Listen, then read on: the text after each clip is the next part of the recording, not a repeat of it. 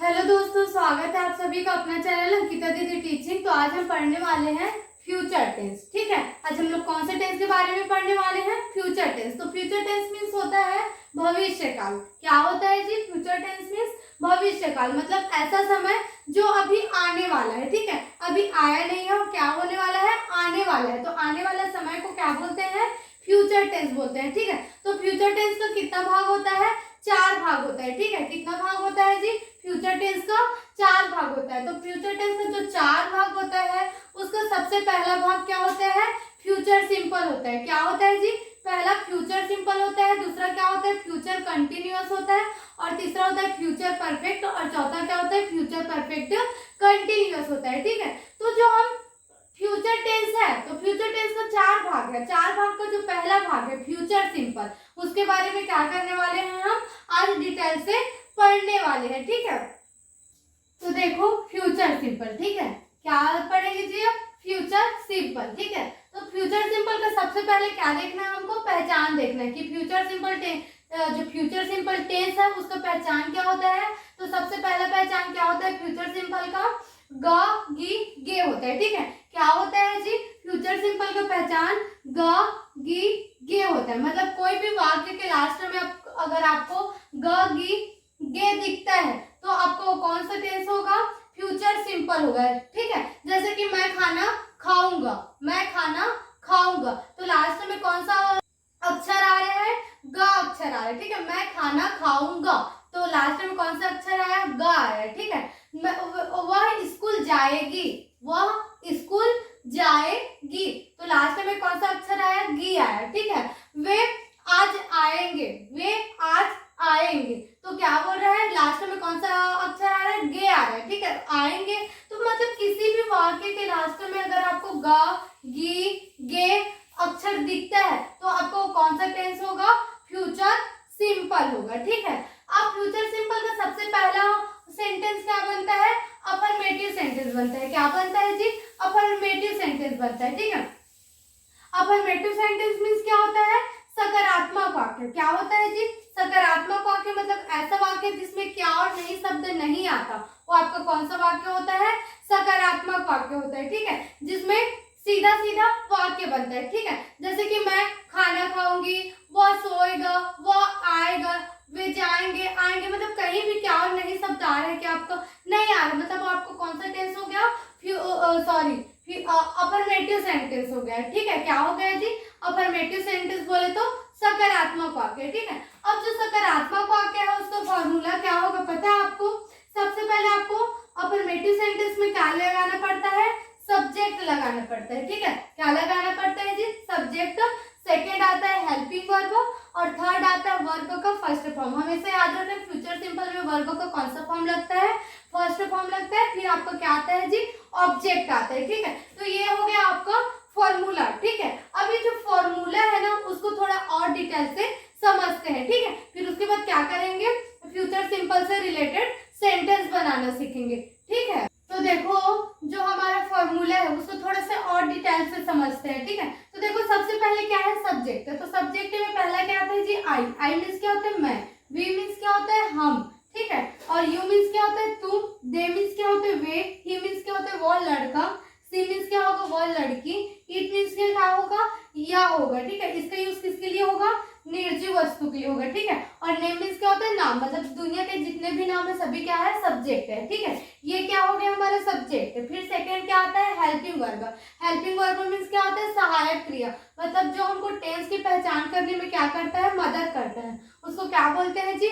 Helping verb. जैसे कि ग की गे देख के आप तो हिंदी में समझ जाओगे कि फ्यूचर सिंपल है करके, लेकिन इंग्लिश में कैसा पता चलेगा कि फ्यूचर सिंपल है? तो आपको ये जो शैल और विल, ये आपको पहचानने में क्या करेगा? मदद करेगा। यदि आपको आपके सेंटेंस में शैल और विल बस दिखता है तो आपको कौन सा टेंस होगा?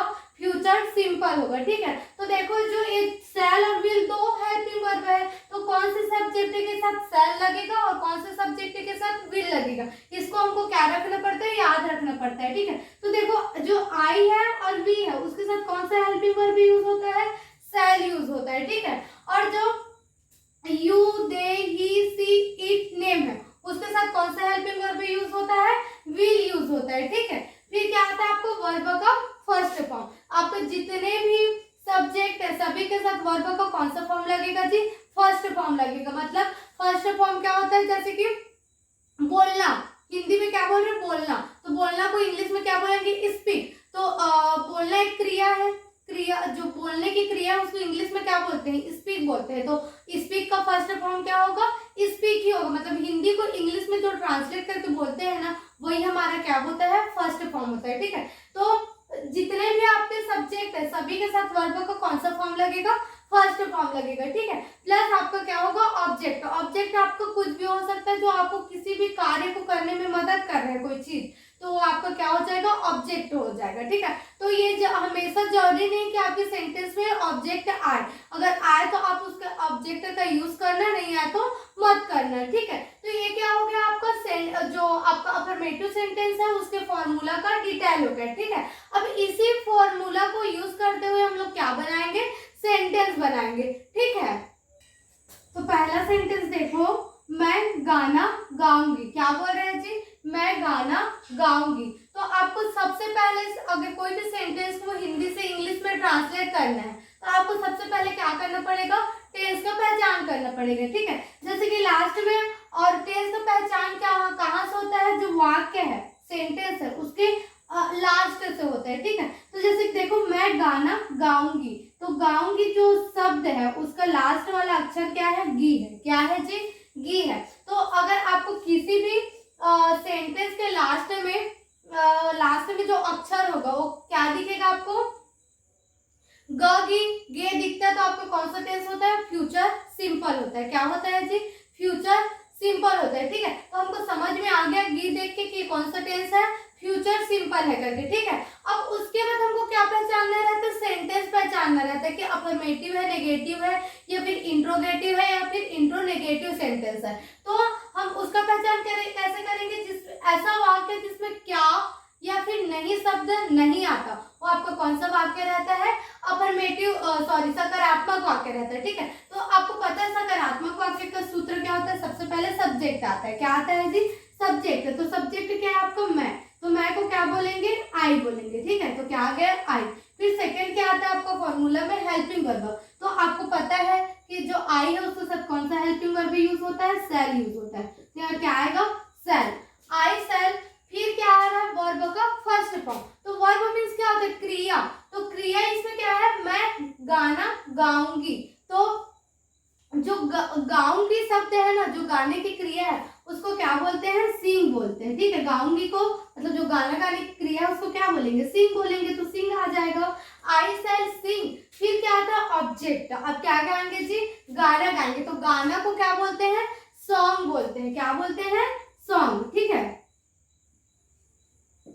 तो देखो, जो मैं गाना गाऊंगी है उसको आप इंग्लिश में कैसे बोल सकते हो? आई शैल सिंग सॉन्ग। ठीक है, आया समझ में?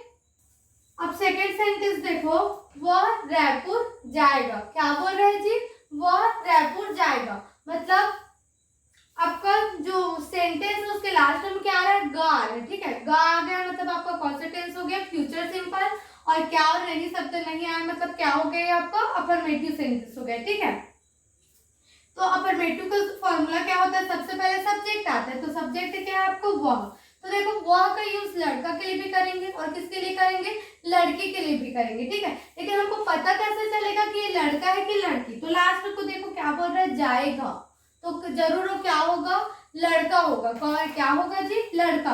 तो ये वह के लिए क्या यूज करेंगे? कौन सा सब्जेक्ट यूज करेंगे? ही यूज करेंगे। ठीक है, आपको पता है। फिर सेकंड क्या आता है? Helping verb. तो आपका जो आई और वी है उसके साथ सेल यूज होता है। फिर जो बाकी है you, they, he, she, it, name, इस सब के साथ कौन सा हेल्पिंग वर्ब यूज होता है? विल यूज होता है। ठीक है, तो क्या आ जाएगा जी? विल आ जाएगा। He will. फिर क्या आता है? वर्ब का फर्स्ट फॉर्म। तो वर्ब क्या है? इसमें क्रिया क्या है? जाएगा, जाने की क्रिया है। ठीक है, तो जाना को क्या बोलते हैं? गो बोलते हैं। ठीक है, ही विल गो। और कहाँ जाएगा वो? रायपुर जाएगा। तो रायपुर आपका क्या हो गया? ऑब्जेक्ट हो गया। ठीक है, ही विल गो रायपुर। वह रायपुर जाएगा। कोई इंग्लिश में कैसे बोलेंगे? He will go Raipur. ठीक है, आया समझ में? अब देखो, नेगेटिव सेंटेंस, ठीक है। जो हमारा फ्यूचर सिंपल है उसका कौन सा सेंटेंस पढ़ेंगे आप, नेगेटिव सेंटेंस, ठीक है। नेगेटिव सेंटेंस मीन्स क्या होता है, नकारात्मक वाक्य, मतलब ऐसा वाक्य जिसमें नहीं शब्द आता है, वो आपको कौन सा वाक्य होता है, नकारात्मक वाक्य होता है, ठीक है। और नकारात्मक वाक्य को ही क्या बोलते हैं, नेगेटिव सेंटेंस बोलते हैं, ठीक है। तो नेगेटिव सेंटेंस का जो सूत्र है वो क्या होता है, सबसे पहले सब्जेक्ट आएगा, सेकंड क्या आएगा, हेल्पिंग वर्ब। इसमें एक छोटा सा बदलाव होता है, नकारात्मक है इसलिए हेल्पिंग वर्ब के बाद हमेशा आपको क्या लगाना पड़ेगा, नॉट लगाना पड़ेगा, ठीक है। फिर क्या आता है आपको, वर्ब का फर्स्ट फॉर्म, फिर आपको क्या आता है, ऑब्जेक्ट आता है, ठीक है। क्या आता है जी, ऑब्जेक्ट आता है ना।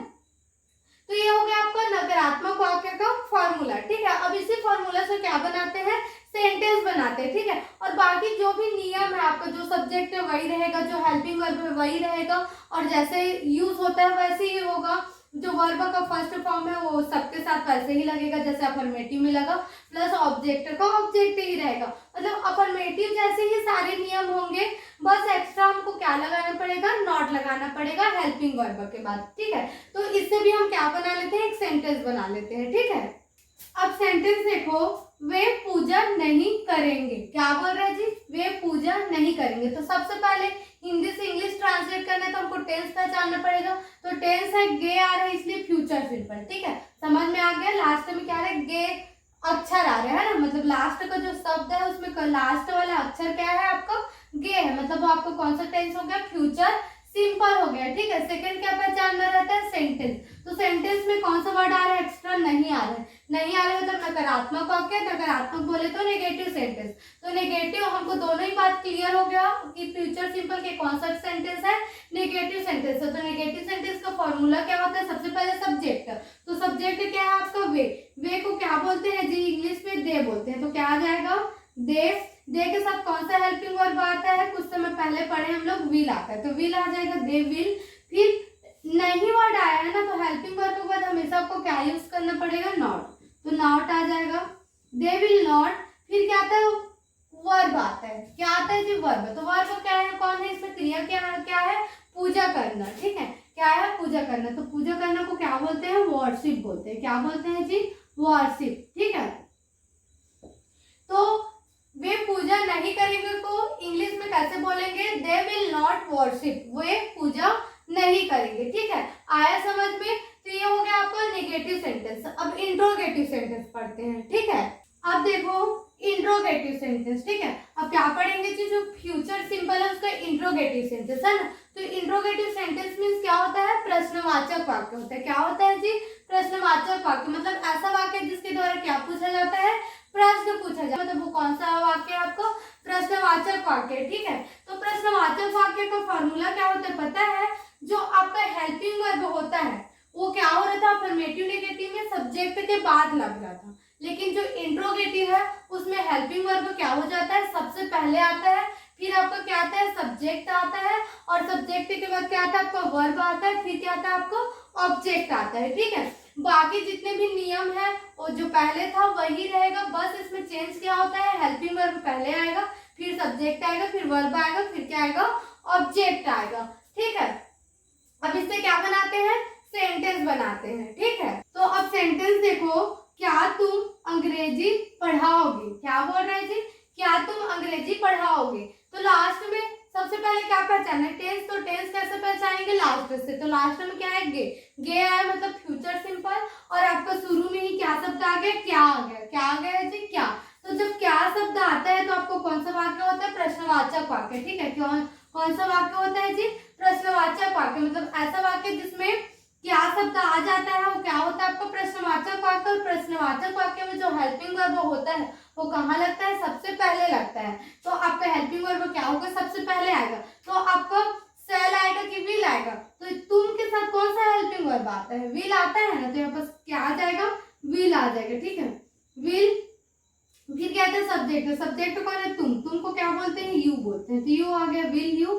फिर आता है वर्ब। तो वर्ब क्या है इसमें, अंग्रेजी या फिर पढ़ाना। तो अंग्रेजी नहीं है, आपको ऑब्जेक्ट होगा, पढ़ाना, क्रिया कौन है, पढ़ाना। तो पढ़ाना को क्या बोलते हैं, टीच बोलते हैं, क्या बोलते हैं जी, टीच, विल यू टीच। फिर क्या है, ऑब्जेक्ट। तो ऑब्जेक्ट क्या है आपका, इंग्लिश, ठीक है। अंग्रेजी को क्या बोलेंगे, इंग्लिश बोलेंगे, ठीक है। ये क्या हो गया आपका ऑब्जेक्ट हो गया। क्या तुम अंग्रेजी पढ़ाओगे को इंग्लिश में क्या बोलेंगे, विल यू टीच इंग्लिश, क्या तुम इंग्लिश पढ़ाओगे। ठीक है, आया समझ में। तो ये जो आपका इंट्रोगेटिव सेंटेंस है वो भी क्या हो गया, कंप्लीट हो गया। ठीक है, अब क्या बनाएंगे, जो इंट्रोनेगेटिव सेंटेंस है, इसका जो फ्यूचर सिंपल का लास्ट सेंटेंस बचा है इंट्रोनेगेटिव सेंटेंस, उसके बारे में पढ़ेंगे। ठीक है, अब देखो इंट्रोनेगेटिव सेंटेंस, कौन सा सेंटेंस है, इंट्रोनेगेटिव सेंटेंस। इंट्रोनेगेटिव सेंटेंस में क्या होता है, प्रश्नवाचक नकारात्मक वाक्य, मतलब ऐसा वाक्य जिसके द्वारा क्या पूछा जाएगा, प्रश्न पूछा जाएगा, लेकिन उसमें क्या के साथ कौन सा शब्द शामिल रहेगा, नहीं भी शब्द शामिल होगा। ठीक है, मतलब ऐसा वाक्य जिसमें क्या और नहीं शब्द दोनों ही आता है, वो कौन सा वाक्य होता है आपका, प्रश्नवाचक नकारात्मक वाक्य। ठीक है, तो प्रश्नवाचक नकारात्मक वाक्य में भी जो उसका जो सूत्र होता है उसमें भी जो हेल्पिंग वर्ब होता है, जैसे इंट्रोगेटिव में हेल्पिंग वर्ब क्या हुआ, सबसे पहले आया है ना, सेम वैसे ही जो आपका इंट्रोनेगेटिव है उसमें भी आपका हेल्पिंग वर्ब क्या होगा, सबसे पहले आएगा। ठीक है, तो हेल्पिंग वर्ब आएगा, सेकंड क्या आएगा आपका, सब्जेक्ट आएगा, फिर क्या आएगा, आप सब्जेक्ट के बाद आपको क्या लगाना पड़ेगा, नॉट लगाना पड़ेगा, क्योंकि नकारात्मक है इसलिए। फिर आपका जो वर्ब उसके बाद क्या आएगा, आपको वर्ब आएगा। ठीक है, वर्ब का फर्स्ट फॉर्म आएगा, फिर आपका क्या आएगा, ऑब्जेक्ट आएगा। ठीक है, तो ये क्या हो गया आपका जो प्रश्नवाचक नकारात्मक वाक्य है उसका फॉर्मूला हो गया। ठीक है, अब क्या बनाएंगे, इससे सेंटेंस बनाएंगे। ठीक है, अब देखो सेंटेंस। ठीक है, क्या हम काम नहीं करेंगे, क्या बोल रहा है, क्या हम काम नहीं करेंगे, है ना। तो आपका जो सेंटेंस है उसके लास्ट में कौन सा अक्षर आया, गे आया है। ठीक है, तो गे आया मतलब फ्यूचर सिंपल, और क्या और नहीं दोनों आए हैं। ठीक है, क्या भी आया है और क्या है, नहीं भी आया, मतलब आपका कौन सा वाक्य हो गया, प्रश्नवाचक नकारात्मक वाक्य। तो प्रश्नवाचक वाक्य में जो प्रश्नवाचक नकारात्मक वाक्य उसमें सबसे पहले क्या आता है, हेल्पिंग वर्ब। तो यहाँ सेल आएगा कि विल आएगा, तो यहाँ आपका सब्जेक्ट क्या है, हम, तो हम के साथ कौन सा हेल्पिंग वर्ब आता है, सेल आता है। क्या आता है जी, सेल, तो यहाँ पर क्या आ जाएगा, सेल। फिर क्या आएगा, सब्जेक्ट, सब्जेक्ट कौन है आपका, हमको क्या बोलते हैं, वी बोलते हैं, तो क्या आ गया, वी, सेल वी। फिर सब्जेक्ट के बाद क्या आएगा, नॉट, तो नॉट आ जाएगा, सेल बी नॉट। फिर क्या आता है, वर्ब का फर्स्ट फॉर्म, तो वर्ब क्या है आपका, काम, क्या है जी, काम, तो काम को क्या बोलेंगे, वर्ब बोलेंगे। ठीक है, तो क्या हम काम नहीं करेंगे को इंग्लिश में क्या कैसे बोलेंगे, सेल वी नॉट वर्क, क्या हम काम नहीं करेंगे। ठीक है, तो ये हो गया आपका जो फ्यूचर सिंपल टेंस है उसका पूरा डिटेल। ठीक है, चारों सेंटेंस आपका क्या हो गया, कंप्लीट हो गया। ठीक है, अब नेक्स्ट वीडियो में हम फ्यूचर कंटिन्यूअस के बारे में पढ़ेंगे। ठीक है, तो यदि आपको वीडियो समझ में आए, टॉपिक समझ में आए, तो वीडियो को लाइक कीजिएगा और चैनल को सब्सक्राइब कीजिएगा। ठीक है, और वीडियो को शेयर भी कीजिएगा। ठीक है, थैंक यू।